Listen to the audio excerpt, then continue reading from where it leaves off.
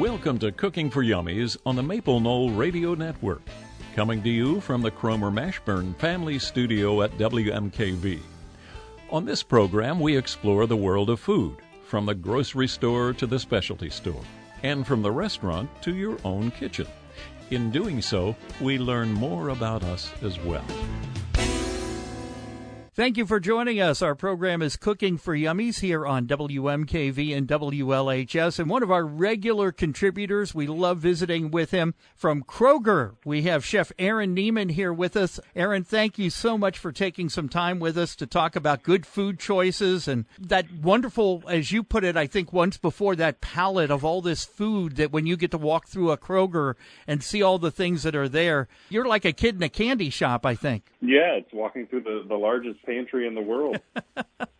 We're kind of still in the warm weather months here, and I'm just wondering, are there still some good, maybe late summer, early fall food ideas that you might like to share with us? A lot of things I like to use, the fresh vegetables that are still coming out of the garden. You got your zucchini or your squash, maybe you've got some tomatoes coming out, some peppers, some of those things that you can utilize that's going to keep things fresh. But maybe use, if you need some starch, get some rice on the side to keep it a little lighter. Maybe even venture into making your own cauliflower or broccoli type rice or couscous. Keep citruses, lay off the cheese or the potatoes or the heavy buns, and keep things light so you're eating light and feeling a little bit better. I feel like those heavier foods can make you feel just heavy in the summertime, you know. It's just something that you can save for the fall when you want to feel comfy and right. Warm. And yeah, it's that human nature when we start packing some pounds on when we really don't need to, so you have more insulation for the winter. I love the idea of getting some of that zucchini, trying some different peppers, and I think a lot of people, when they think of summer, they think, oh, okay, salads. But you mentioned things like making your own couscous. How difficult is it to turn some of this into a really cool meal at home? It's not hard at all. Two of the things that you would probably want to keep around the house, so I love using a spiralizer for things like zucchini and squash, to where you're just cutting off both ends, and it's a contraption where it really is what it says it is. So on one side, there's a blade, and there's multiple options for the blade. We choose the one that turns it into noodles. So you put it in and you start cranking it, almost like rolling down an old window, you know, a car window. Sure. You crank it through and you're producing noodles is what you're doing. You're making fresh noodles. And you can utilize things like these, you know, tomatoes and throw some garlic in the pan and just make some really fresh vegetable-based noodles out of that. And then the other one is a cheese grater. And that's what you would use to make your cauliflower rice. You really just grate it through and you're just going to cook it after that. When you cook you just put it in water? How do you prepare that?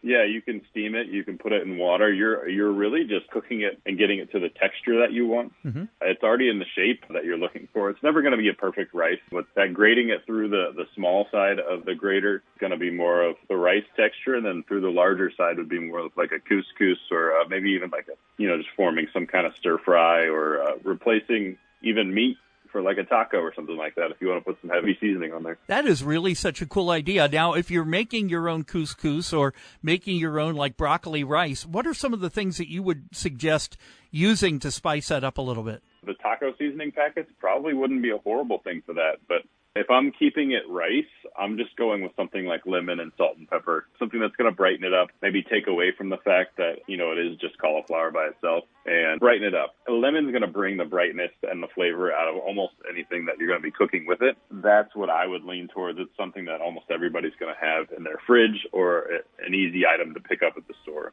If you're just joining us on Cooking for Yummies here, this is one of our regular visits with Chef Aaron Neiman from the Kroger Company, and they're at Kroger.com, and you can find incredible recipes, and I'm sure you can find some cool ways to turn your own cauliflower into rice or into couscous, but doing some fun and different things with cauliflower. Have you ever heard from anybody, or maybe you've done this at home, where you kind of make that cauliflower rice, if you will, and don't tell the kids that it's not regular rice? Has anybody been surprised? Not with the vegetables yet. We can mix things in and they won't notice, but by itself, no, not yet. They're not big on the rice eating though. Yeah, when I was a kid, I hated rice, and now I love it. I don't know what it is. I think for whatever reason, some kids just they don't pick up the whole rice thing, and then that gene kicks in later on in life. I'll tell you, it's definitely a texture thing. I agree with you, and I will tell you the time that changed it most for me was discovering Indian food.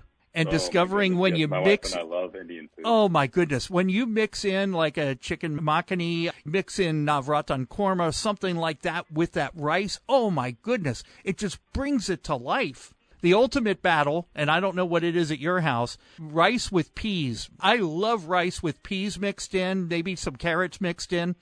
And my wife, absolutely, she'll pick every pea out of there. She doesn't like them. So you could even try maybe that cauliflower rice with some Indian food, correct? Oh, 100%. And the great thing about what you're mentioning is that Indian food is going to pack so much flavor that you're never going to notice that it's not rice.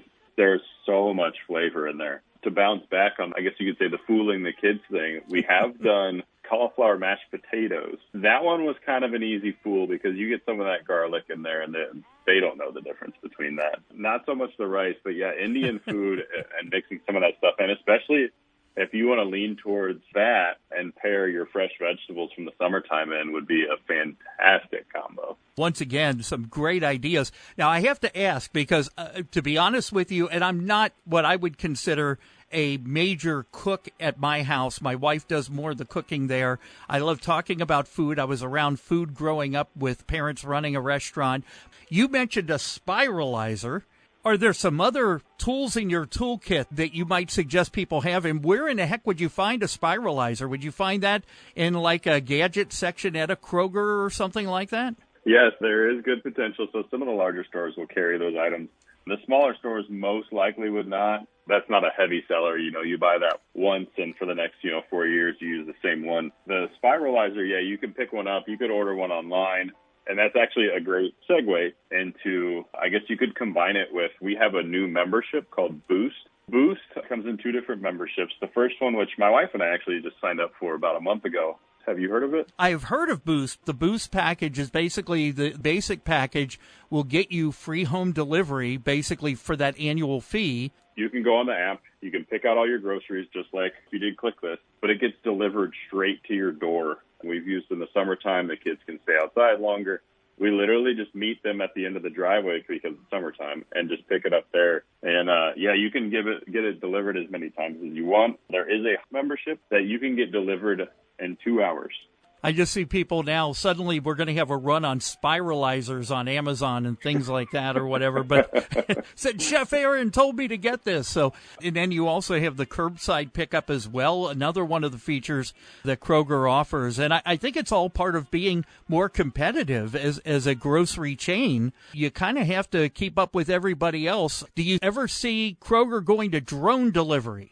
I personally cannot speak on that as far as Kroger is concerned, but I think that would be more leaning towards the non-perishable items. Right. You would have to have such a safety packaging built into that. I need a dozen eggs drone delivered. That could be really interesting. So it's a high school experiment all over. Oh again. yeah, there you go. How do you pack your egg to where it's not going to crack on the way down?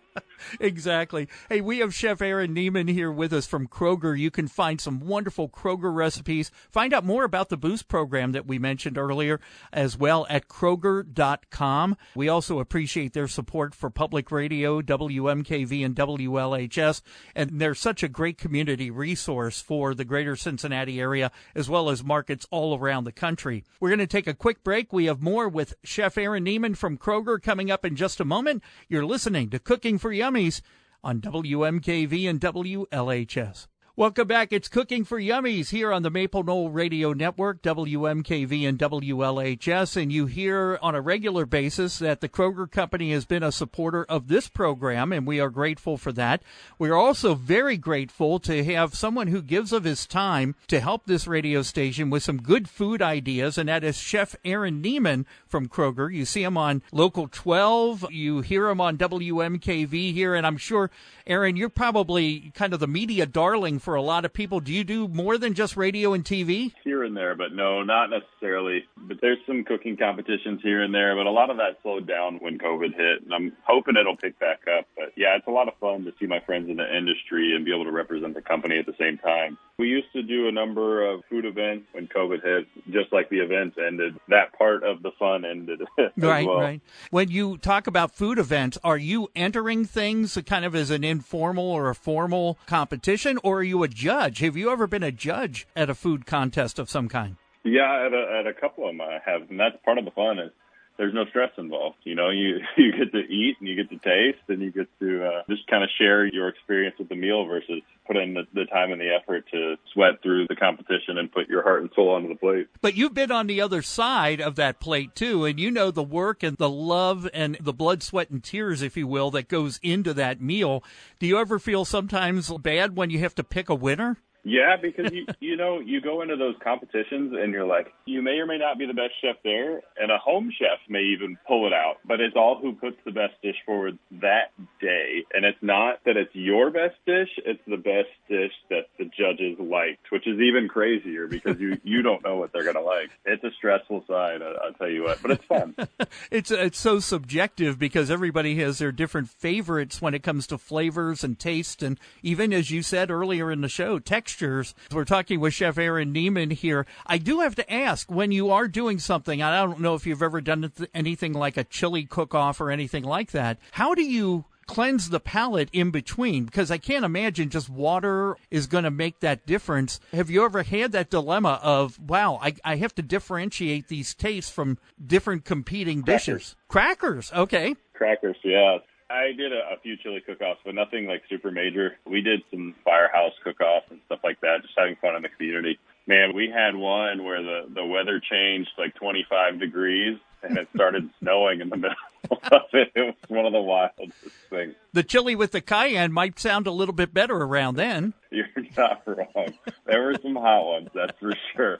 And, you know, even just keeping it hot and getting it to cook through became a challenge at that point. But, yeah, when it starts to snow, kicking up the heat a little bit isn't a terrible option at that point to keep people warm from the inside out. We really run the gamut here because we started talking about cool foods, and now we're talking about chili cook-offs. I've never talked to somebody who's been like an official type judge at a cooking contest, and I'm sure you've entered in them. What's the nerves like? Is it as bad as we see on these different cooking shows where, you know, people are chopped? I don't think they capture a lot of the nerves, you know, because it's nerve-wracking to enter local competitions or even regional competitions, but it's nerve-wracking to be on TV too. You're in front of people that maybe you've idolized. So like we love watching one on Food Network where they're in a parking lot and they're running up to strangers at a grocery store asking to buy their groceries. And it's wild to think about just the luck of the draw and the time frame that you have. There's so much stress involved. Some of the cooking shows are absolutely amazing, and I can't even imagine because when it comes to creativity in cooking, my wife will tell you that I can't fill a thimble. I love talking about food and learning from other people, so I'm hoping to someday have all this come through osmosis, and I'm going to become a better cook. The last thing I was going to ask as far as competitions, but this is something we can all learn for home. A chili cook-off's one thing. It might be served in a bowl or a mug or something like that. But when you're presenting an overall dish, we come back to the whole presentation idea. We can learn something from that when we're cooking at home for our own families. If it looks bad, people go in with that prejudgment that it may not be so good. If it looks great, they're definitely going to want to try it, I think. You 100% eat with your eyes. It's the first sense, unless somehow they sneak up on you and the smell gets you first. But it's the first sense that kicks in, right? So there's a number of different things that you can do to, we'll say, beautify your plate. But color is one of the first ones. So if you've got a chili and it's brown and red, you need to add a little bit of sour cream or maybe some fresh cilantro or parsley and get some green on there, even some jalapeno, and just brighten it up. There's visual and edible textures to add. And then they say plate in odd numbers. So if you're plating bites of food, you don't put 3 or 5. That symmetry isn't always the best way to go. Make it asymmetrical and have fun with it. You know, maybe it'd be a little more artistic. But yeah, height, textures, colors, it definitely all plays into eating with the eyes. You had me at cilantro, though, too. Cilantro, baby. That is just one of those wonderful secret ingredients. People hate it or love it. It's a wild People will tell me it tastes like soap, and the next person will tell you that, oh, I love it, I put it on everything. You know, I am definitely one of those people that loves it as well. Me too. But that's the direction of food that I continue to choose as well. I do love the Hispanic foods, you know, even seeing it on some Indian food. It's one of those things that if I see it, I smell it, I eat it, you know, I know it and I like it. But they are definitely, it's a hate it or love it kind of thing. I don't think there's a whole lot of middle ground there. Yeah, we may have to have a cilantro debate at some point on here, but well, that's for another show. We're down to our last couple of minutes with Chef Aaron Neiman. The Kroger Company has tons of resources in addition to their shopping options and Boost and things like that. But you can see a lot of great recipes as well at Kroger.com. That's Kroger.com. And we thank Kroger for their support of this show as well. I do want to ask, given how the economy has been kind of tight of late, do you see more and more people are cooking and eating at home now because they're tightening the belt, so to speak? I don't even know if necessarily it would be tightening the belt or just the economy necessarily. And I guess this would tie in, but the cost of food at restaurants is going up. So not only is your budget a little tighter, the food cost is going up. And so there's definitely people that will be choosing that route. I know we are one of them. You know, we try to do our best not to go out to eat multiple times in a row because it's definitely going to hurt the budget. But eating at home is one of those things that you can, one, make better decisions. Two, you can cook what you would like versus having to choose off a menu. But yeah, it's going to save you a lot of money in the long run. And especially if you can do something like Boost where you can choose your menu for your week, so you can have it kind of set out in a meal prep sort of manner. Monday, maybe we're having a meatless Monday and we're having black bean burgers. You know, Tuesday, maybe we're having tacos. It's one of those things where you can kind of set a few days out ahead of time, and that will definitely help the saving money process as well as if you know what you're going to eat to where you're not debating last-minute foods and having to spend a little bit more. I'll tell you the other byproduct of that, and this can go with a restaurant too, but it's a lot easier, it strikes me, to do it when you're preparing food at home, is taking those leftovers for lunch the next day and saving some more money when you do that as well. So sometimes I think people even make just a little bit more than they would normally eat at that sitting so that they can actually have some leftovers either for another dinner later in the week or for lunch the next day. When you're talking about that, and we go back to the chili, 100%. Oh, yeah. We are doing that in my household. We are making a ton of chili, and that's going to be, you know, my lunch the rest of the week, and I have no regrets on that because it gets better every day. That's the one thing my wife says that I can make pretty well is chili. And I do a little bit different sometimes, and we try to spice it up here and there or add different spices, things like that. In our final moments, are there any interesting ingredients you might want to challenge our listeners to try until we speak the next time? Today, I used some fingerling potatoes. Maybe if you're using something, and even if you're making a mashed potato dish, say, you know, you make your mom's favorite meatloaf. She used to make it for you all the time, and now you're making it, and she used to make mashed potatoes. Maybe try it with some roasted fingerling potatoes. Just do something minor to switch up the routine to just spice it up a little bit. So, like you were saying, your chili, you know, maybe you throw a little extra spice in there. Maybe you were using parsley before. Maybe try cilantro on your new recipe or add some lemon like we were talking about. Just, I would say, start with a minor branch out before you go overboard and maybe ruin the dish. And I know our household is multi-chilious. We love everything from what you would call a Texas chili to Cincinnati chili. I don't know, Aaron, do you have a favorite style of chili from those different ones like Cincinnati, Texas? You know, I'm a big fan of the Texas chili. We also do a white chicken chili at our house. Yes. Which even the kids are a fan of, so that's going to be a hit with us. But we do one that would, I guess you would call it more of a Midwestern style where it's got beans, but we also add corn, which is the one that throws people off a little bit. We like corn in our chili, black beans and corn. And what kind of stock do you use for the white chicken chili? Chicken stock. Just chicken stock. You can use it as a vegetable stock, but a chicken stock is what we use. Fantastic. Well, Chef Aaron Neiman, thank you again for taking time with us. We kind of went far afield. We've been all over the place on this show, but I love it because we just kind of had some fun talking about food today. We look forward to having you on in the future. And thank you for all that you do, not just for Kroger, but for entertaining and informing people to maybe make better food decisions. So thank you. Thank you. It was an adventure today. I had a lot of fun. Thank you so much. Chef Aaron Neiman from the Kroger Company there at Kroger.com. And you've been listening to Cooking for Yummies here on WMKV and WLHS, the Maple Knoll Radio Network. Just tell your smart speaker anywhere in the world, play WMKV. Thanks for joining us today for Cooking for Yummies, a presentation of WMKV, WLHS, and WMKVFM.org. Until next time, healthy and happy cooking.